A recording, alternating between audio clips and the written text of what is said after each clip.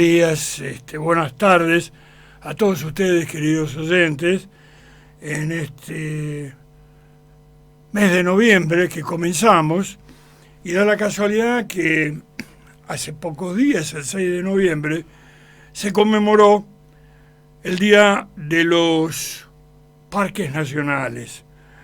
Y se conmemora porque se recuerda que en 1903 el perito Francisco Pascasio Moreno, muchos dicen Francisco Perito Moreno, fue el perito porque era perito en límites, pero su nombre es Fasquicio Pascasio, dado que nació el día de San Pascasio, un patriota excepcional, y lo paradójico, que era descendiente por parte materna de un invasor inglés, dado que su abuelo materno era Joshua Twice, uno de los comerciantes que venían en la primera invasión inglesa y posteriormente en la Vuelta de Obligado. Estoy recordando el triunfo de la Vuelta de Obligado que decía 90 buques mercantes, 20 de guerra, vienen pechando arriba las aguas nuestras.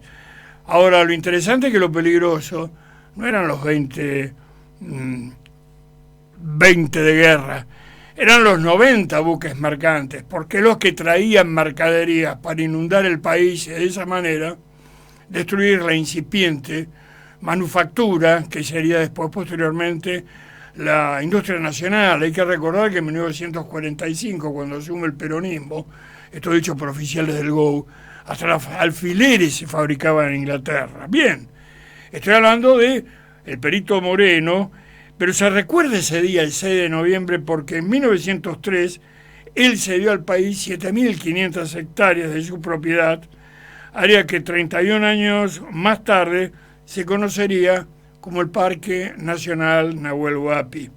De esta forma, la Argentina se convirtió en el primer país latinoamericano y el tercero en el mundo en establecer este tipo de zonas.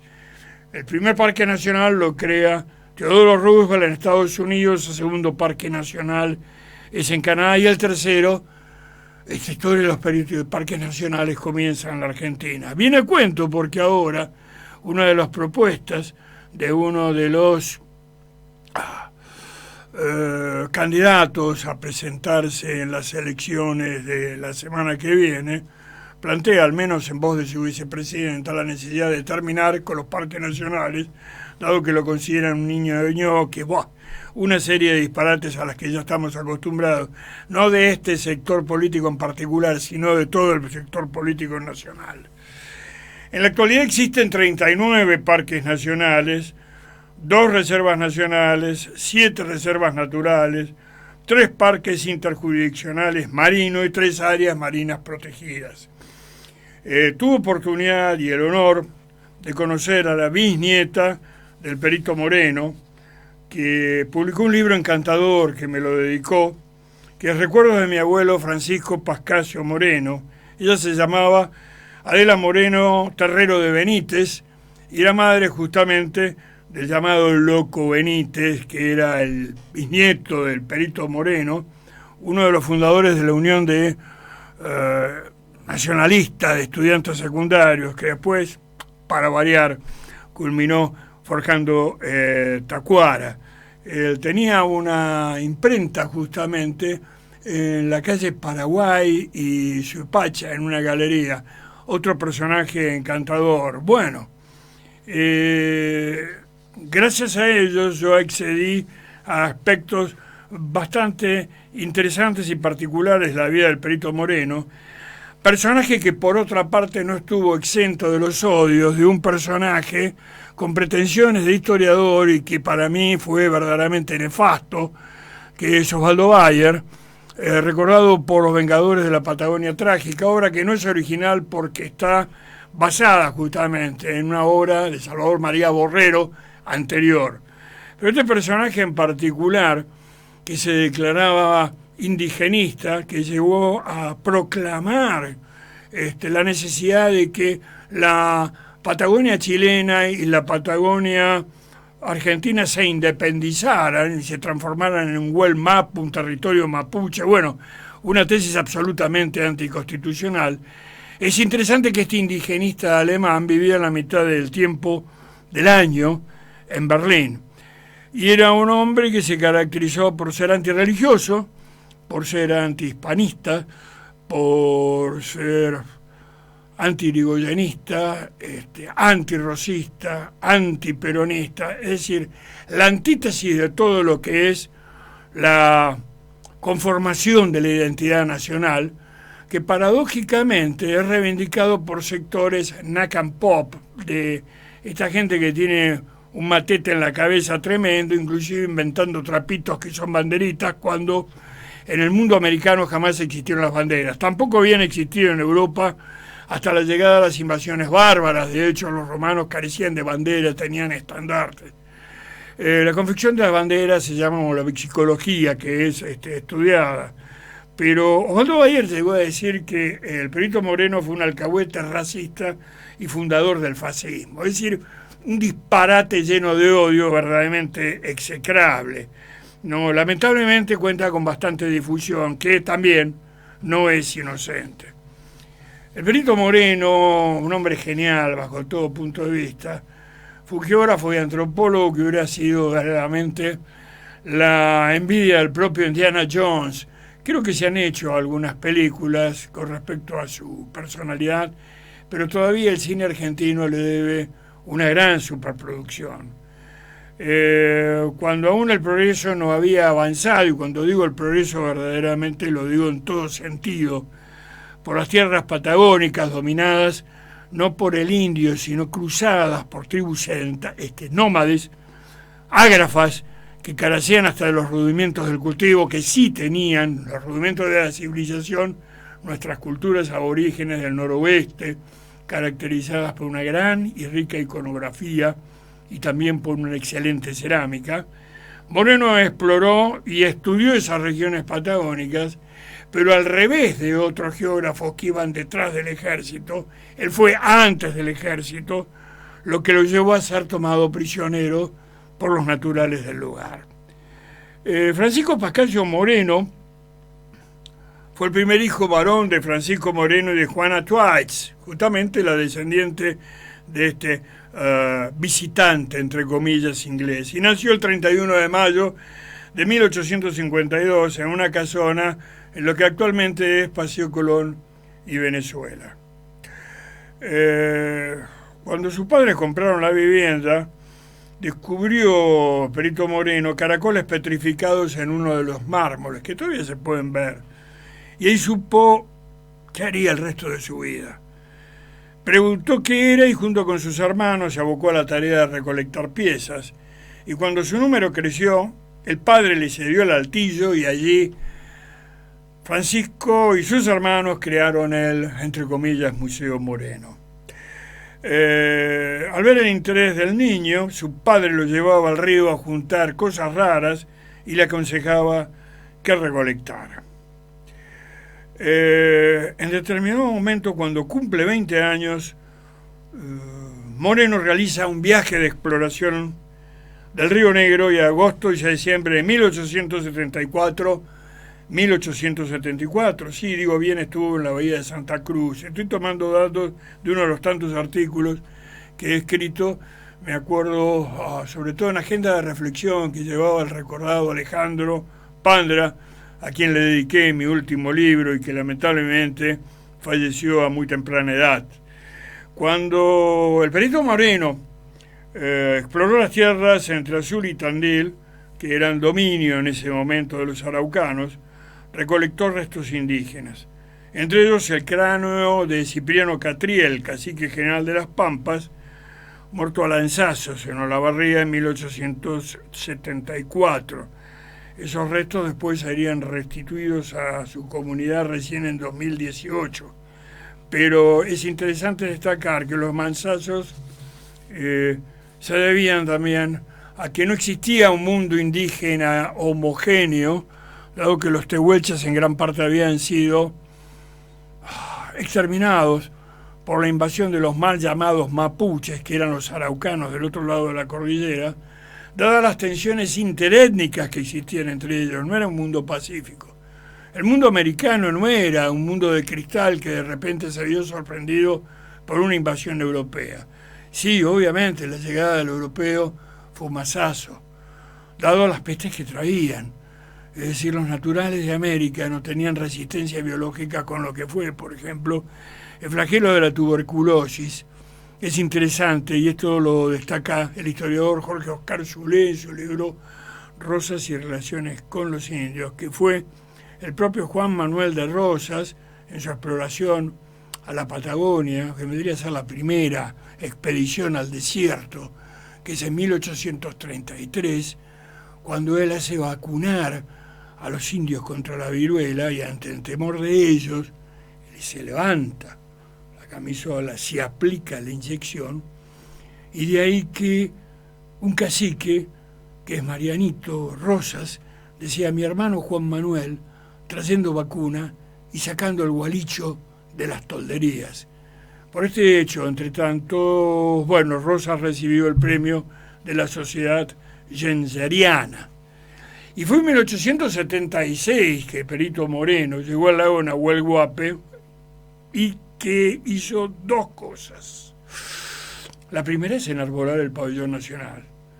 Y la segunda, le escribió a su padre que le enviase semillas de eucaliptus para dejarlas como rastro de su paso. Los naturales le impidieron continuar hasta Chile. En realidad se corría el riesgo que descubría los pasos cordilleranos por donde iba y venía el ganado robado a las estancias argentinas y que pasaban del otro lado. Es decir, la lucha de estos naturales era selectiva contra el blanco, porque le robaban al blanco argentino las haciendas, pero después se lo vendían a los blancos ingleses del otro lado de la cordillera. Estoy diciendo porque las cosas no son ni tan malas ni tan buenas, que en la historia existen matices, y que los naturales de esta tierra tampoco fueron víctimas inocentes. Es decir, la economía de estos grupos nómades estaba basada fundamentalmente en el saqueo de las haciendas, y no nos olvidemos, porque también, así como se habla del exterminio que existió de los aborígenes, hay que recordar lo que fue el martirio de los cautivos blancos y de la gran cantidad de gente que falleció en las incursiones de las malocas o malones. El papel de Moreno, la demarcación de límites,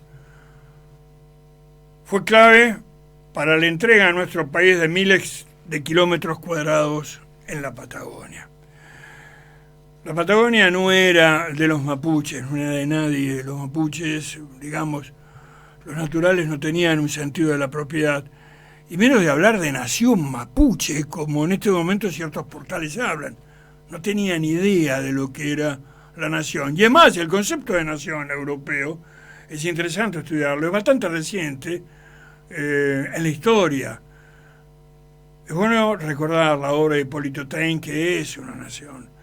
Las conformaciones de las naciones, por ejemplo, la conformación de la nación italiana y de la nación alemana es bastante reciente.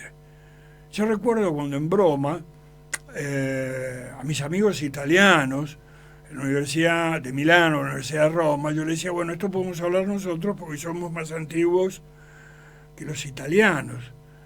Entonces me decía: ma tu che dici? Tu sei pazzo, tu sei scemo. Digo: discúlpeme, ustedes cuando se unificaron como nación italiana, mejor dicho, más que nación italiana, la invasión de la península por el reino de Liguria. Me dice: bueno, en 1850 años, muchachos, nosotros nos declaramos independientes en 1816. Ah, bueno, pero yo, Giuseppe, pues no me decían José, bueno, Giuseppe, pero te olvidas del Imperio Romano y los seguimientos. Ah, no, si por eso nosotros tenemos mucho más siglos, porque se están olvidando de lo que es el Collasuyo, uno de los 4 cuadrantes sagrados del Estado incaico, que es lo que actualmente son las provincias de Gran Tucumán, Salta y Jujuy. Bueno, sabían que era en broma y discutíamos en base a eso, ¿no? Pero justamente Moreno escribía: el indio es tradicionalista. Recuerda en sus parlamentos los fusilamientos en masa de sus ascendientes realizados por las fuerzas del tirano Rosas, y tiene muy presente las que realizaron casi a diario durante la campaña del desierto en los últimos 20 años, llegó a escribir. Así que vemos que Moreno también fue crítico respecto a la política del avance blanco del Winca sobre estos territorios. Él exploró el lago argentino y en 1879 descubrió otro y lo bautizó con el nombre de uno de sus maestros, Juan María Gutiérrez, impulsor de las ciencias naturales en nuestro país. Y recuerdo que a orillas de ese lago, el lago Gutiérrez, mi colegio, el Colegio La Salle, tenía una propiedad donde fue, la primera experiencia de campamento que yo tuve, siendo prácticamente no un jovencito, sino un niño, que es ahí donde aprendí los rudimentos de la vida al aire libre, del campo, y sobre todo de lo más hermoso que permite esa experiencia, que es el cultivo de la camaradería. Y comprobó por primera vez en ese momento, en el descubrimiento del lago Gutiérrez, la divisoria de aguas, a demostrar que la cordillera estaba cortada por el río Biobío, el desagüe del Lácar, los ríos Aysén, Huemules y por otros 3 cauces de agua. Fue por eso que en 1877 donó a la provincia de Buenos Aires su colección de historia natural que venía reuniendo desde 1866. Fue el nacimiento del Museo General de La Plata, y ahí estamos viendo a mis espaldas lo que es el busto del Perito Moreno en la entrada, en el pórtico de entrada de este maravilloso museo, muy bonito hasta arquitectónicamente, que se creó en 19 de septiembre de 1884 y que inauguró junto a Sarmiento. Moreno fue su director hasta 1806, cuando pasó a depender de la Universidad de La Plata, dado que un museo no es un sitio de recreo, sino de educación, como dijo más tarde. Él vio la necesidad de desarrollar vías de comunicación entre el Atlántico y la cordillera de los Andes, el fomento de la forestación y que el ferrocarril llegase hasta esos confines poco explorados. Todavía nos debemos el ferrocarril transpatagónico. Mantuvo buenas relaciones con algunos caciques y no tanta con otros. En una oportunidad intentaron envenenarlo con tóxicos mezclados con frutilla y leche, y una niña indígena le salvó la vida advirtiéndole del peligro. Cuando pretendió cruzar a Chile, sabía que debía pedirle permiso al cacique Valentín Zehueque, que sí, este era efectivamente dueño del territorio, dado que se había sedentarizado en él. El indígena desconfió de sus intenciones y lo tomó prisionero. El hechicero de la tribu aconsejaba ajusticiarlo, arrancándole el corazón a orillas del río.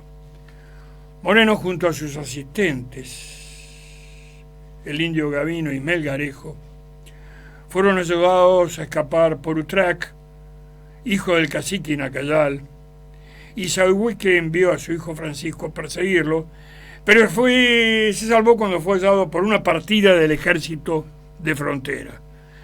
Luego de días de frenética huida, en el que Moreno ató piedras en su poncho que llevaba arrastrando para borrar huellas. Interesantísimo eso. El poncho arrastraba piedras con las cuales él borraba el rastro. En Carmen de Patagones, que era el último confín blanco, por llamarlo de alguna forma, en esas soledades, contó lo que le había ocurrido, y cuando llegó en tren a Buenos Aires, una multitud lo ovacionó. Como consecuencia de su cautiverio, sufrió de ataxia locomotriz incipiente y de anemia cerebral, y viajó a Europa para tratarse. Cuando el ministro entonces de Relaciones Exteriores, Bernardo Irigoyen, le encomendó confeccionar un mapa de la Patagonia, estudió los límites de la región. Y en 1892 fue nombrado perito, que sumado a su apellido sería una suerte de marca registrada. en el país. Se abocó a los reconocimientos geográficos y geológicos de la zona andina, a fin de determinar el límite internacional al oeste de Mendoza, y luego se le encargó el peritaje desde Mendoza hasta el lago Buenos Aires. Tremendas distancias. Estuvo 22 años sin cobrar un solo sueldo. A lomo de mula, junto a su familia y a su colaborador en el museo, Clemente Onelli, de quien ya hemos hablado, cruzó la cordillera para cumplir con la misión de secretario de la Comisión de Límites en su diferendo con Chile. Ahí estamos viendo justamente la Comisión de Límites trabajando. Sus firmes fundamentos en la cuestión de límites hizo que el rey Eduardo VII leudase en 1902 a favor de nuestro país en torno a 1.800 lenguas cuadradas ocupadas por colonos galeses, que ya habían manifestado su decisión de vivir bajo la bandera argentina. Esto se lo debemos también a la labor de otro titán a quien nos referimos, que es nada menos que el coronel, el sabio naturalista, Luis Jorge Fontana. Había hecho mucho para que los presidentes Julio Argentino Roca y su par chileno Federico Errázuriz se encontraran finalmente el 15 de febrero de 1899 a bordo del crucero acorazado Higgins frente a la ciudad de Punta Arenas, donde fueron inmortalizados en una fotografía conocida como El abrazo del Destrecho. En 1897 debió soportar el dolor de la pérdida de su esposa, Ana Varela, que había enfermado de fiebre tifoidea. Se había casado con ella en 1855 y tuvieron 7 hijos. Rufino había muerto al nacer, luego vinieron Francisco Rufino, Juana María, Eduardo Vicente, Mariano también falleció al nacer, Florentino, que moría en 1903, y José Francisco, quien viviría solo 6 meses. He afirmado repetidamente que todo lo que obtenga el gobierno argentino del oeste de la división de agua bicontinental se deberá exclusivamente a usted, le señaló Thomas Holdridge, el árbitro británico. Como pago a toda esta gigantesca labor en su cuestión de límites, recibió como compensación del Congreso el derecho sobre 25 leguas fiscales de tierra en la región de los lagos patagónicos en la zona del lago Nahuel Huapi. Y el 6 de noviembre de 1905 donó 3 leguas cuadradas para que fueran destinadas a un parque nacional que se llamó el Parque Nacional del Sur, el primero en América Latina. En 1934, al incorporársele más tierras, cambió el nombre por el de Parque Nacional Nahuel Huapi. También realizó gestiones ante el gobierno británico y concedió que se cediesen las islas Órcadas del Sur, donde desde enero de 1904 flamea la bandera argentina. Con dinero propio y con la venta de otras leguas que le había dado el gobierno, creó en 1905 y mantuvo las escuelas patria, que él solía llamar obra de la patria, lugar donde se daba albergue, comida y educación a los niños carenciados. Había dado el puntapié inicial de los comedores escolares en el país. Y en un primer momento usó dependencias de su quinta para instalar la primera de ellas. Contrató amas de leche para alimentar a bebés, creando las cantinas maternales, así se llamaba. Qué simpático el nombre, cantinas maternales. Y por 1914, ya como diputado por la capital federal, presentó el proyecto de creación de las escuelas con cantinas escolares, según el modelo existente en Europa. para darle comer a los, entre comillas, niños menesterosos. Además, se elaboró un proyecto para establecer las escuelas nocturnas para adultos. Como la realidad indicaba que muchos niños debían quedarse en casa mientras los padres salían a ganarse el pan, y el proyecto de Escuela para la Cenicienta, donde maestras ambulantes iban a esos hogares. El dinero no alcanzaba para mantener las escuelas, y por ello debió vender las últimas 22 leguas que le había cedido el gobierno en la zona del Nahuel Huapi por 200.000 pesos de la época. En 1907 abrió una en pleno barrio de La Quiaca, de La Quema, el barrio de La Quema, barrio acá en Buenos Aires. Con los años pasaron a depender del Patronato de la Infancia. También como diputado nacional entre 1910 y 1913, propuso la creación, qué tipo adelantado verdaderamente, de una escuela agrícola en la margen derecha del Pilcomayo, en el límite con el Paraguay. La creación de estaciones experimentales agrícolas y viveros, además de un servicio científico nacional para ejecutar el relevamiento topohidrográfico geobiológico en todo el país. En 1913 renunció a la banca para asumir la vicepresidencia del Consejo Nacional de Educación. Escribió: donde el trabajo y la escuela reinan, la cárcel se cierra. Nosotros diríamos que es una verdad de perogrullo, pero yo diría que es una frase para poner en los frontispicios de todas las escuelas y de todas las fábricas. Ese mismo año, el ya expresidente norteamericano, Theodore Roosevelt, vino a nuestro país y le pidió a Moreno que lo acompañase a Chile y a visitar el Nahuel Huapi. Declinó ir al país vecino, pero lo esperó a Roosevelt en el Paso Rosales, en tierras que él había donado. Enseguida por toda la comarca se esparció la noticia de su presencia. Una multitud de indígenas, de naturales del lugar, lo rodearon al grito de «Tapallo», que significa moreno o morocho, como acostumbraban a llamarlo afectuosamente. Dicen que el nudo de la garganta le impidió hablar. Fue la última vez que estuvo en el sur aquel que, siendo niño, iba al río con su padre a juntar cosas raras. Actualmente sus restos descansan en la isla Centinela del lago Nahuel Huapi, que generalmente en el transporte de la lancha que nos lleva a la isla Victoria, cuyo nombre inicial era Isla Victorica, porque así había sido bautizada en nombre y homenaje al ministro Victorica, justamente, que era ministro, creo que era náutico de guerra, pero terminó por el uso siendo Isla Victoria.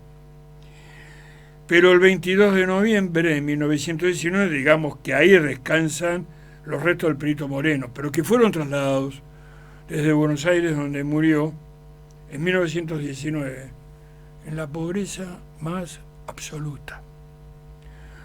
Un año después de su muerte, el Banco Nación remató sus bienes y muchos de ellos fueron adquiridos por allegados y donados al Museo de la Plata. Fue en 1944 cuando trasladaron sus restos desde la Recoleta al Museo de la Isla Centinela, al mausoleo, de la Isla Centinela, en el Parque Nacional Nahuel Huapi, donde las embarcaciones, al pasar por costumbre, hacen sonar la sirena 3 veces cada vez que cruzan las aguas. En sus últimos días decía que quería volver al decano de los lagos, en Nahuel Huapi, aun cuando deje mis huesos allá. Finalmente sus huesos están allí. Los terrenos de la quinta familiar, donde armó la primera escuela de la patria,